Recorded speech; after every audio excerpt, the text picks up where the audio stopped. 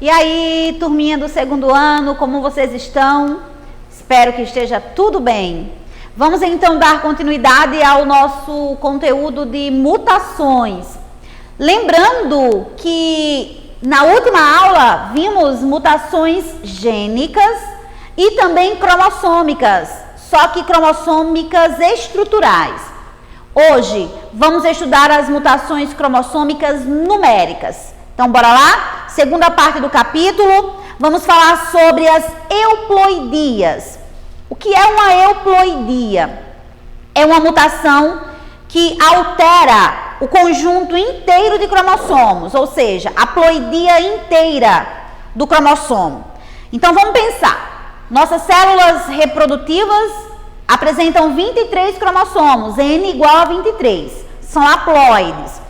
Quando elas se unem, um espermatozoide N23, um óvulo N23, forma um zigoto, 2N igual a 46. Esse indivíduo, quando chegar na sua puberdade, vai produzir gametas por meiose, haploides, que vão se encontrar e continuar o ciclo. Então, a meiose, ela é responsável pela manutenção da ploidia. Eu teria uma euploidia na espécie humana se ocorrer a formação de uma célula que apresente mais de 46 cromossomos. Nesse caso, um conjunto inteiro. Por exemplo, 3N igual a 69. E isso pode acontecer, até pode. Pode acontecer de em um ovócito, o primeiro espermatozoide entrar e entrar um segundo também. Isso não acontece com frequência, tá? Isso é raro acontecer. E se entrar, nesse caso, a ploidia vai ser 3N igual a 69. Mas o número de aberrações, de malformações no feto é tão grande que acaba abortando. Ele não desenvolve. Então, a euploidia é quando ocorre o aumento de um conjunto inteiro de cromossomos. De forma natural, isso acontece com quem? Com plantas. Lembram que as plantas formam um tecido triploide, chamado de endosperma? O endosperma é um tecido nutritivo das angiospermas, que serve para nutrir o embrião. Só que no caso das plantas, isso acontece de forma natural. Então, ocorre a formação de uma outra ploidia, que seria 3N, de forma natural para que possa nutrir o embrião. Então, lá tem uma dupla fecundação. Conosco, não. Com as outras espécies de seres vivos, na verdade, com algumas exceções, se ocorrer um aumento de conjunto inteiro de cromossomos, nós temos uma euploidia. Se for na espécie humana, o embrião vai ser descartado. Certo? Então, euploidia, quando ocorre um aumento do conjunto inteiro de cromossomos. Além das euploidias, nós temos também as aneuploidias. E o que vem a ser a aneuploidia? A aneuploidia é quando ocorre o aumento ou a diminuição de apenas um ou mais cromossomos. Nesse caso, geralmente 3 cromossomos. 1, 2 ou 3. Aumento ou diminuição. Então, enquanto a euploidia aumenta, altera o conjunto inteiro de cromossomos, as aneuploidias elas alteram para mais ou para menos, geralmente de 1 a 3 cromossomos. Ah, mas cai a diferença entre aneuploidia e euploidia nas questões? Sim. Geralmente ele dá lá uma síndrome qualquer e fala sobre, digamos, síndrome de Down. No enunciado, fala sobre características e pede para que você marque a alternativa que represente corretamente essa síndrome. Aí tem lá, letra A, euploidia, síndrome de Down. Letra B, aneuploidia, síndrome de Down. Então, se você não souber a diferença entre euploidia e aneuploidia, você acaba perdendo a questão. Então, não esqueçam dessa diferença, certo? Aqui eu trouxe para vocês o que discutimos lá na aula pelo MIT. Falamos sobre a não disjunção de cromossomos, responsável pela formação das aneuploidias. Essa não disjunção já vimos que ocorre na anáfase. Se ela ocorrer na anáfase 1, aqui ó, isso quer dizer que a célula inicial tinha 2 cromossomos, Na anáfase deveria vir um cromossomo para essa célula e um cromossomo para essa. Não ocorreu. Então, quando a não disjunção for na meiose 1, 100% dos gametas serão mutantes, apresentarão alguma alteração. Nesse caso, ó, o gameta produzido por essa célula aqui vai ter um cromossomo a mais. Então, no lugar de ter 23, por exemplo, vai ter 24. Nessa aqui também, 24. Nessas duas aqui, vamos ter um cromossomo a menos, ou seja, 22 cromossomos. Se a não disjunção for na meiose 2, na anáfase 2, 50% dos gametas apresentarão alterações cromossômicas e 50% serão normais. Olha aqui, ó. Na meiose 1, ocorreu de forma corretinho. Um cromossomo veio para uma célula e a outra célula recebeu o segundo cromossomo. Só que na meiose 2, ocorreu de os cromossomos não se separarem, que é o que nós chamamos de não disjunção. Consequentemente, ó, essas duas células aqui finalizaram a meiose perfeitamente, então um cromossomo para um lado, outro para o outro. Gametas normais com 23 cromossomos. Só que esses dois aqui temos uma alteração. Enquanto a não disjunção trouxe todos os cromossomos para essa célula aqui, esse gameta, portanto, ficará com 24 cromossomos. Um gameta, por exemplo, um espermatozoide com 24 cromossomos, ele vai gerar uma trissomia. Cuidado, não confundam. Triploidia é lá nas euploidias, falei anteriormente. O endosperma é um exemplo de triploidia. Trissomia é característico das aneuploidias. Eu tenho 3 cromossomos juntinhos no lugar de ter 2. Exemplos de trissomias: síndrome de Down, síndrome de Klinefelter-Edwards, que vamos ver daqui a pouco. Então, nesse caso aqui, ó, trissomia, porque tem um cromossomo a mais. Então, a ploidia desse gameta aqui vai ser N igual a 24.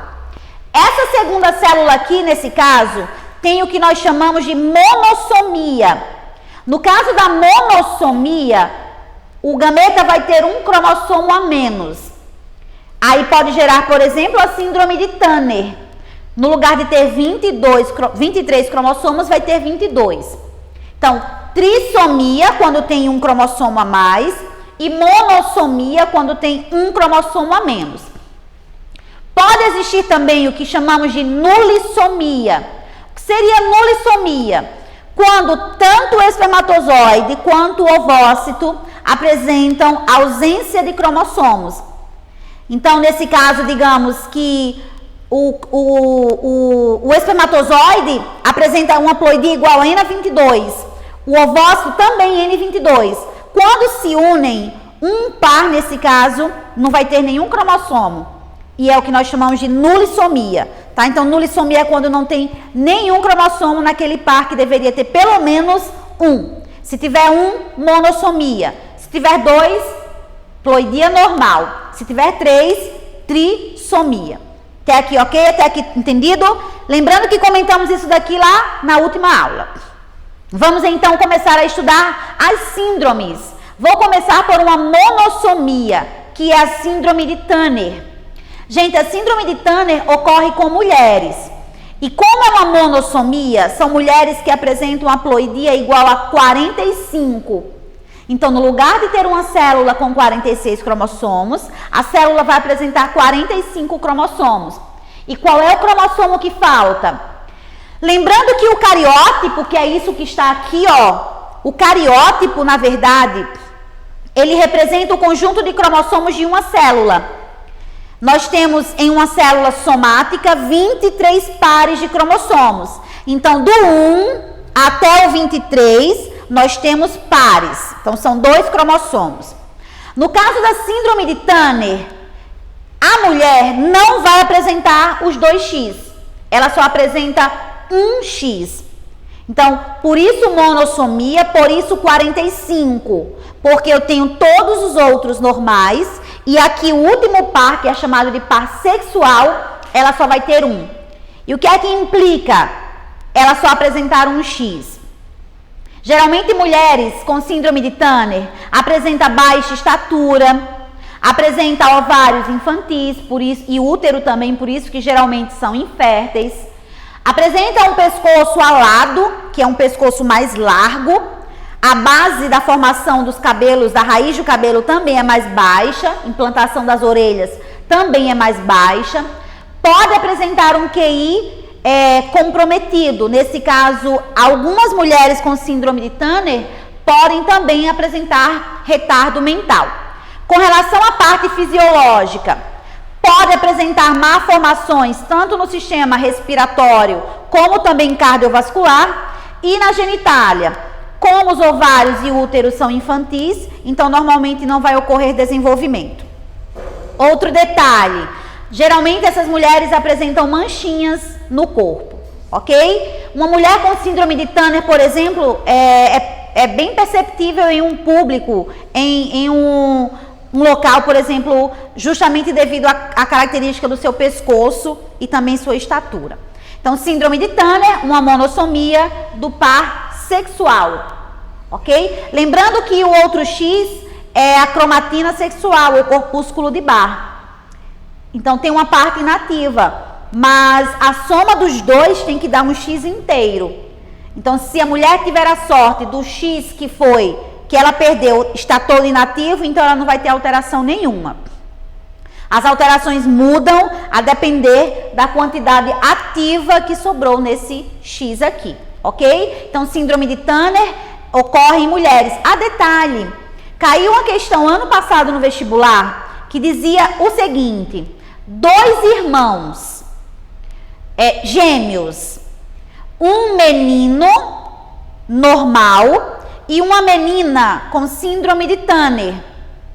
Detalhe, gêmeos univitelinos.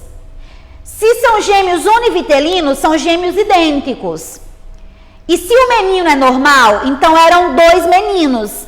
Ah, mas como foi que formou um menino e uma menina? Esse menino, que apresenta XY, teve uma inativação do Y. Consequentemente, nasceu uma menina com síndrome de Turner. Então, eles eram gêmeos idênticos, univitelinos. Eram meninos, os dois. Só que um menino nasceu normal e nasceu uma menina com síndrome de Turner. Nesse caso, como eu disse, o Y foi inativado, gerando uma menina com síndrome de Turner. Síndrome de Klinefelter. Gente, a síndrome de Klinefelter também é uma síndrome sexual. Só que enquanto a síndrome de Turner é uma monossomia, síndrome de Klinefelter é uma trissomia. Então, são 3 cromossomos, onde também no par sexual. Então, homens com síndrome de Klinefelter apresentam X, X, Y. Olha aqui, ó, 2X e um Y. Esse X a mais faz com que esse homem apresente algumas características afeminadas, como, por exemplo, ginecomastia, que é o crescimento de mamas, alargamento dos quadris. Esse homem também vai apresentar um padrão de pelos pubianos feminino e pouco pelo corporal, principalmente no tórax, por exemplo. Geralmente, esses homens podem apresentar um comprometimento do QI, mas também pode acontecer deles não apresentarem nenhuma alteração cognitiva, não desenvolver nenhum tipo, por exemplo, de retardo. E nesse caso, ele pode apresentar algumas malformações também fisiológicas, como, por exemplo, relacionadas ao sistema respiratório e também ao sistema cardiovascular. Então, síndrome de Klinefelter, temos o exemplo de uma trissomia sexual, ok? Nesse caso, ocorre somente com homens. Enquanto a síndrome de Turner, a mulher tinha 45 cromossomos, síndrome de Klinefelter, homens têm 47 cromossomos. 47 cromossomos, não esqueçam, tá aqui, ó, o xizinho a mais. Síndrome de Down. Gente, a síndrome de Down, na verdade, hoje já conseguiu quebrar muito tabu. Muitas pessoas chamavam a síndrome de Down de doença e outras síndromes também de doença. Mas, na verdade, hoje muitas ideias, por exemplo, sociais, né, de preconceito já foram quebradas. E isso fez com que, por exemplo, até na legislação ocorresse um avanço. Por exemplo, a questão de portadores de síndrome de Down conseguirem estudar, fazer faculdade, passar num concurso, trabalhar. Ou seja, é um indivíduo normal. Não é porque ele apresenta um cromossomo a mais que vai fazer com que ele seja limitado, por exemplo, a algumas atividades sociais. Todos nós temos limitações. Eu tenho as minhas. Tenho certeza que você tem as suas limitações. Então, não é porque, por exemplo, o portador de uma síndrome apresenta também suas limitações que ele não pode ter os direitos que quem não tenha apresentam. Então, muito cuidado com isso, tá? No caso da síndrome de Down, é uma síndrome somática, ou seja, ela é autossômica, ela pode acontecer em homens e mulheres. Síndrome de Turner somente em mulheres, síndrome de Klinefelter somente em homens, e a partir de agora as síndromes que nós chamamos de autossômicas, porque pode acontecer em homens e mulheres na mesma proporção. No caso da síndrome de Down, o portador apresenta um cromossomo a mais no par 21, tá aqui, ó. Esse par vermelhinho aqui, esse cromossomo vermelhinho, é o cromossomo a mais. Trata-se de uma trissomia. Falamos lá em aula, não é, que esse cromossomo a mais, hoje, já pode ser inativado, ainda na fase embrionária. E, consequentemente, o indivíduo, por exemplo, ser portador do cromossomo a mais, mas não desenvolver características da síndrome. Vamos a algumas características que são próprias dessa síndrome. Palato pequeno e arcado, na verdade o palato seria o céu da boca, ele é curto. Além disso, a língua é sulcada, é uma língua grande. Por isso, geralmente, alguns portadores da síndrome de Down produzem muita saliva, né? Tem um processo de salivação muito grande e tem dificuldade em fechar a boca também, justamente devido ao céu da boca ser um pouco mais curto e a língua um pouco maior, a língua mais sulcada. E também pode acompanhar algumas malformações dentárias. Então, pode apresentar malformação dentária também. Com relação à mão, geralmente são mãos mais curtas e mais largas.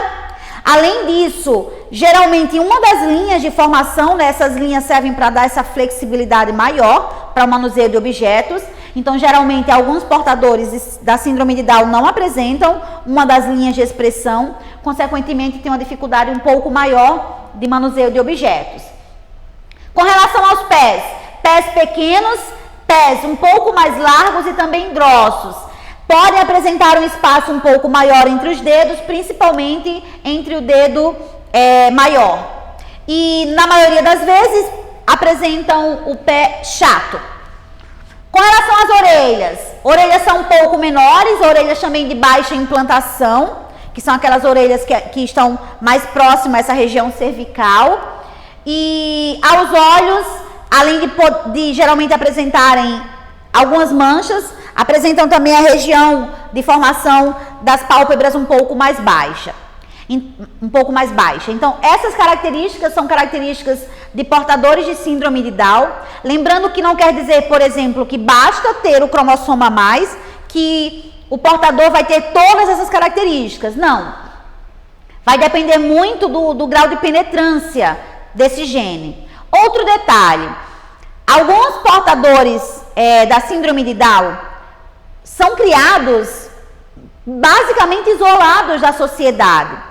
Então, geralmente, esses indivíduos tendem a apresentar um comportamento, né, um pouco mais, digamos assim, agitado.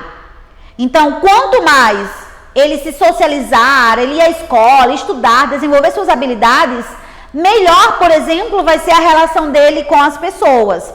Então, por isso a importância de, desde pequeno já, começar a estimular para que ele possa desenvolver suas habilidades, porque eles também apresentam como todos os outros indivíduos. Antigamente, geralmente, os pais costumavam nem levar à escola. Então, a criança crescia, por exemplo, presa, sem contato com outras pessoas e apresentavam um comprometimento no processo de socialização. Eram muito agitados.